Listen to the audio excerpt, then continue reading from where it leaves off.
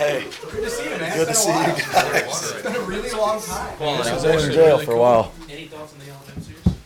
All right. None of that. No thoughts. Lucky you're not seated next to him. All right. We continue tonight's Game 6 news conference with representatives from Tennessee. Joining us left to right, head coach Tony Vitello and student athletes Jordan Beck and Will Mabry. Coach will make an opening statement, and then we will go into questions. Please raise your hand, and we will call on you. Coach? Yeah, I think the regional was what it was supposed to be. It was a bunch of teams that have really good offenses. And starting with Breon, and then what went on yesterday, and then today, our team was challenged to the fullest as it relates to the starting pitching we saw. And, of course, we saw some other good arms too. And it'll make us better. I mean, obviously, we're back to being guaranteed 2 games only. But I think going into next week, it'll be good for our team that they were able to do what they did tonight and use Monday as kind of a rest day. And then I think we're a better team because of the arms we saw. And then for our pitchers, maybe there's better offenses out there, I guess. But they were certainly pushed equally as the hitters. But again, it's been 3 weeks in a row now. Starkville was insanely taxing, and they put in their work, and then they got back to a routine where you're able to kind of recover and prepare. Same thing at SEC, recover and prepare. And I think, in particular with this group, it was big to win tonight so that we can get back into that routine. That's what I got. We will start with Mike, then go to Ben. Yeah, we've talked a lot all season about the starting pitching, but the last 2 days was kind of about Kirby and Will. How impressive was both last night and tonight with Will? It was Yogi Berra deja vu all over again. And I kept having to, you got, I don't know how many voices you guys have in your head, but I had a lot. And it was, like, hey, this guy's doing the exact same thing as Kirby, and shut up, just let it happen. You don't want to jinx it or whatever, but I guess I'm the only one that can hear my thoughts, but that's the best I can represent it. As good as he was last night and as key as it was in the victory, the same was tonight. It was just a different guy that works equally as hard, I think is equally as good of a kid, and loves the Vols probably the same as Kirby, if not more, based off on he just grew up down the road a little bit. Yeah, Will, just what was your mindset tonight, kind of going extended there, and what was working so well for you? Yeah, I just felt good and just came in throwing strikes. It's just what I've been trying to do this whole season. So there wasn't anything I was really thinking besides just pumping strikes and getting outs as best I can. Ryan? For Jordan, y'all had runners on basically every inning, and it didn't seem like y'all could really bust the door down. Just kind of how do you guys keep your composure in that moment and kind of keep the foot on the gas pedal? I think it's just confidence throughout the lineup. 1 through 9, it's a pretty dangerous team, and we kind of just passed the torch on, and we weren't having super great at bats to begin with, but I think as the game went on, we got more comfortable with the pitcher, and we tried to weigh on him a little bit and get his pitch count up, and then we were seeing the ball look better towards the end of the game. Troy? Jordan, given all the missed opportunities y'all had, maybe in those middle innings, just how good did it feel to watch that ball go over the center fielder's head there? Man, I was super excited. Had a little bit of a blackout moment, and I was just happy that I hit a flush barrel, and I didn't know if it was getting over the guy's head or not. I was just rounding the bag and doing what I could for my team. Told myself that I wasn't going to let the guy beat me, and that was just what happened in the situation. Wes? Well, you ran into maybe a little bit of a rut there for a couple of weeks during the season, and your numbers since then have obviously kind of gotten back to where they were earlier in the year. What was going wrong then, and what's gone better now? There's minor adjustments on my pitch I've been relying on most of the season. Sometimes I get too far deep in the hand with my ball and set out in front of it, so it doesn't move the same, and it's kind of the same speed as my heater. So I've just been working on getting that back down to where it's supposed to be and moving the right way. Mike?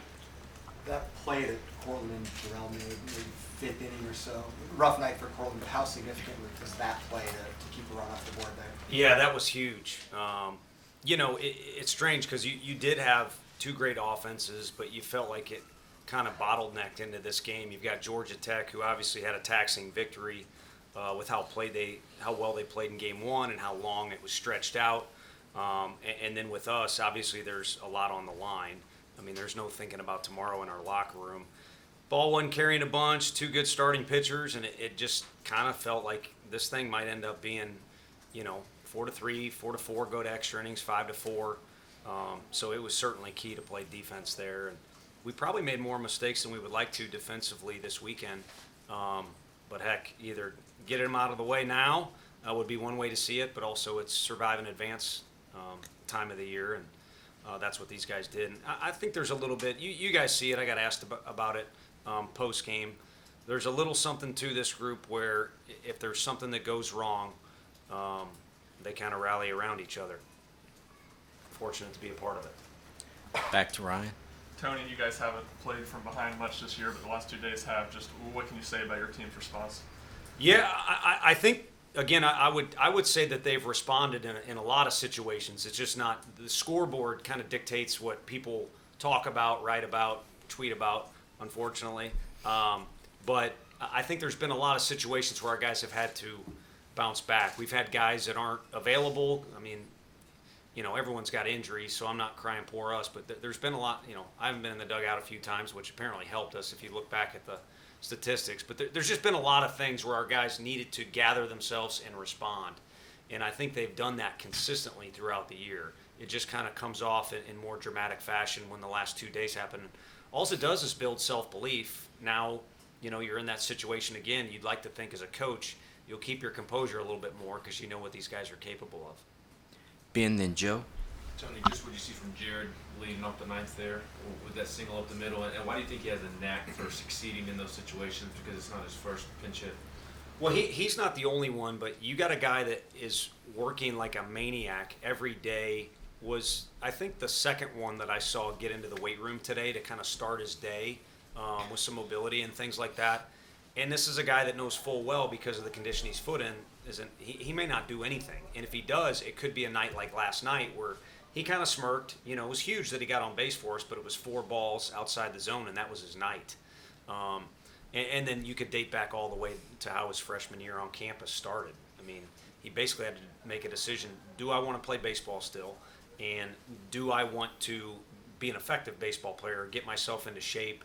And the guy has not stopped. It's been a maniac work ethic since then, but it's also been an attitude that's like, he's one of those guys when you're around him, he makes you feel bad about yourself because he's always in such a good mood and always such a good kid. So, it was great to see what he did and then come in the dugout, and just everybody loves the guy.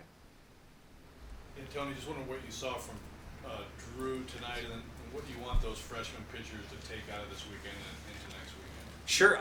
I think Bernsey now, probably what he should take out of it is we've kind of taken he's kind of been in control. He's led us into every weekend much of the year, and then somewhere along there, because he's such a valuable weapon for us, we've kind of taken control, and I think he's got to understand he's a little bit of a swing man for us. And now he's been in situations where I think he gets it. So I think just kind of being familiar and having a vision of any possible scenario that we could use him in is a tremendous help for him down the road. And he got some big outs for us. I mean, kind of like Redmond, a bases loaded strikeout last night against an awfully potent lineup was huge. And then for Drew Beam, it kind of reads similar to last week in the SEC tournament. We run into a buzzsaw offense. Kentucky's playing for their lives. They're swinging the heck out of it. And he put a stop to it, at least for a moment. And obviously we kind of gave him probably an earlier hook than we could have last week. And then, today, who knows? But I think the way one inning unfolded, it was a little bit like Doe's, where, your guy's not at full strength and you feel like you got a guy down there that's going to be just as effective if he is at full strength. So fortunately it worked out. Again, there's some things tonight. Coach Elander did a phenomenal job letting Jordan swing the bat, because it's first and second, and we just need a run there, I think, and then get the winning run to second. But he let the guy swing the bat, even though, like he said, earlier in the day it wasn't that great. So a lot of people contributed to the win. That's kind of what last night was too.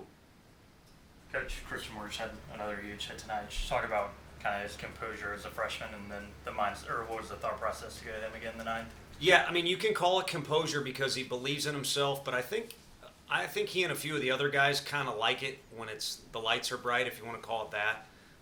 You could date back to Minute Maid. You could see, because we're in a pro park, I mean, trust me, in his mind, he's already made it to the big leagues. And I don't mean that in an arrogant way. I just mean self-belief. I mean, Kinsler was the first guy that ever kind of taught me how important that is. And he's kind of got that.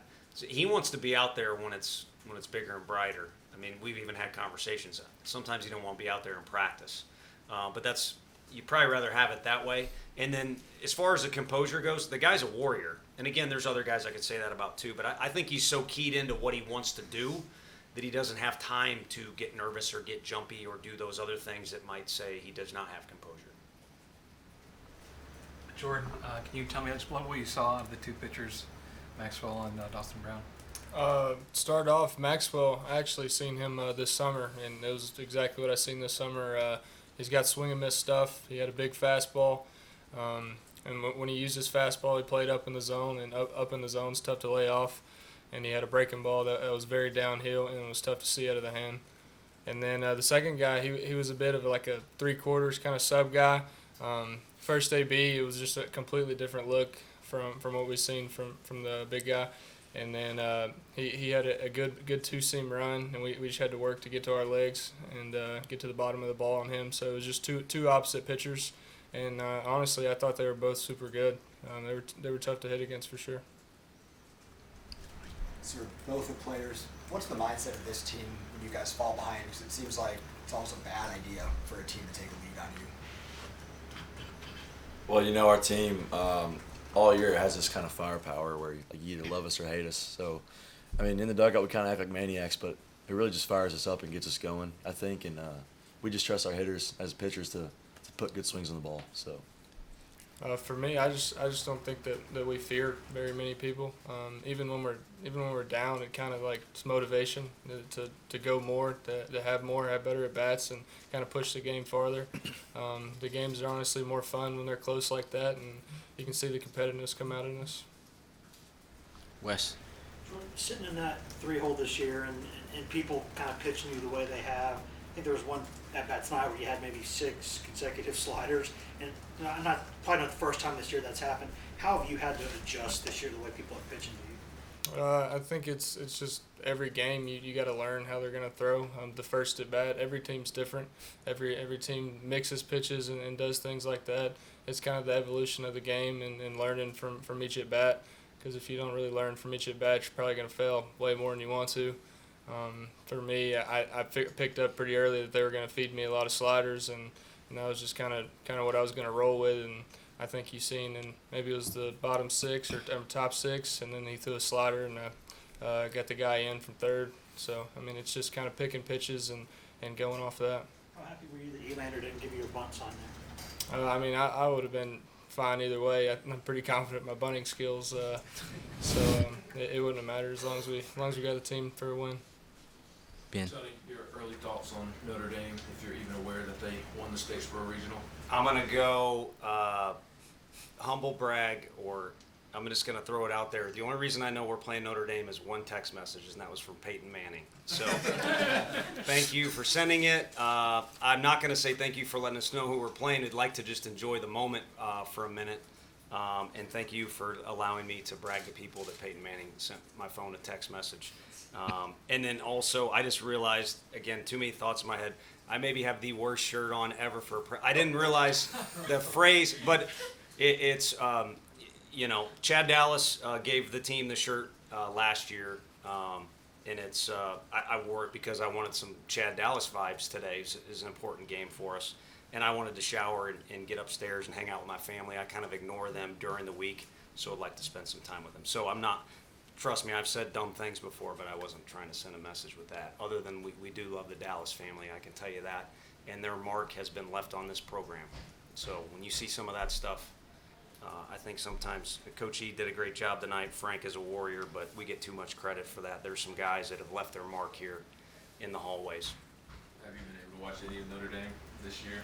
Any idea of? You know what? Me and Coach McCann were up in the office really late after our first game, and I was trying to pull up video on Keeler and watch ESPN. It's right there. So how do you not click on the, what do they call it, the double play or the red zone, whatever they got going on? And again, we kind of know those Texas Tech guys, so I don't know that I cheer for any other program other than ours, but you know, there's you see people on the road, you got relationships with folks. So I saw like maybe 1 or 2 hitters. That's about it. Anything else? All right. I do know that crowd was, thank you. I know I say it all the time, but that was loud. I mean, that was like thunder in the 9th inning. So we appreciate that. Obviously, they're reacting to what the kids are doing, but that was fun. So hopefully they all celebrate safely and come back next weekend.